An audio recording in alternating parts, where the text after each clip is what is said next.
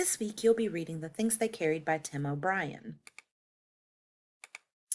So Tim O'Brien was born in October of 1946, and he grew up in Worthington, Minnesota, where many of his stories are set. He has a Bachelor's of Arts in Political Science from Macalester College, and in 1968 he was drafted into the Vietnam War. He ends up serving from 69 to 70. Afterwards, he attends Harvard for graduate school and most recently has served as the endowed chair in the Texas State University San Marcos MFA program. MFA programs are Masters of Fine Arts. He has a number of novel-length works, although some are short story collections. He is considered a quite respected and lauded writer. He in 1973's If I Die in a Combat Zone, Box Me Up and Ship Me Home was named Outstanding Book of that year by the New York Times. In 1979, he won the National Book Award for going after Cacciato. In 1995, his novel In the Lake of the Woods won the James Fenimore Cooper Prize for Best Historical Fiction.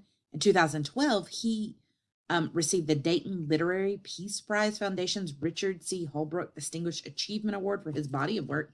And in 2013, he was also awarded a $100,000 Pritzker Military Library Literature Award. So his work has been acclaimed and awarded for the quality of writing, particularly how he looks at the Vietnam War. Many of his works explore the war as he experienced it. He says, can the foot soldier teach anything important about war merely for having been there? I think not. He can tell war stories. So it's important to understand that O'Brien's not really looking to teach about the war, simply to share the war as he experienced and his perspective on the war as someone who has been to war. O'Brien says that his stories aren't intended to be didactic, in other words, teaching, but are intended to present war as honestly as he can. Ultimately, he shows that in war, no one wins. The Things They Carried, which is a book-length collection of short stories, was celebrated as one of the most important books about the experience of war. Here's what he had to say on the full collection, not the short story, but the full collection. The goal, I suppose, any fiction writer has, no matter what your subject, is to hit the human heart and the tear ducts and the nape of the neck, and to make a person feel something about what the characters are going through, and to experience the moral paradoxes and struggles of being human. And in a way, for me, although on the surface, of course, it's a book about war, I've never thought of it really that way in my heart. Even when I was writing it, it seemed to be a book about storytelling and about the burdens we all accumulate throughout our lives. Our moms and dads and backyards, teachers, which, my dad died, I don't know, 4 years ago, and he is as gone as anybody I knew in Vietnam. So here's what he's trying to say, that in this collection of short stories, The Things They Carried, he's really looking at the human experience. And even though the characters in this collection of short stories are at war, it doesn't mean that we, as people who perhaps have not been engaged in a combat zone, couldn't take things away from the story, that there's not a human honesty there. The Things They Carried is a collection of linked short stories. Each story is linked by the Vietnam War and told through varying narrators.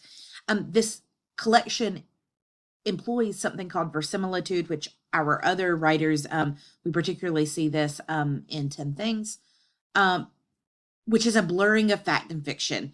And this is pretty unique to O'Brien's work. This is something that happens with postmodern writers, but O'Brien really does this very well, where he is, it's sometimes hard to tell what is fiction and what actually happened. And there's a mixture of the two, but it was published as fiction, so we have to treat it as fiction.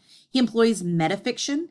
You may recall that metafiction is when a writer is commenting on the writing, and we see that in a couple of the stories from this short story collection. And as I said before, sometimes it's really difficult to separate the reality of O'Brien's world from the fiction presented. O'Brien has said that story truth is sometimes truer than happening truth. And what he's arguing here is that a story's emotional truth is greater than what really happened in reality. So it may be that an event actually happened to him while he was in Vietnam, or perhaps it did not. But that's not really what matters. What matters is the overarching emotional truth that the story gets at.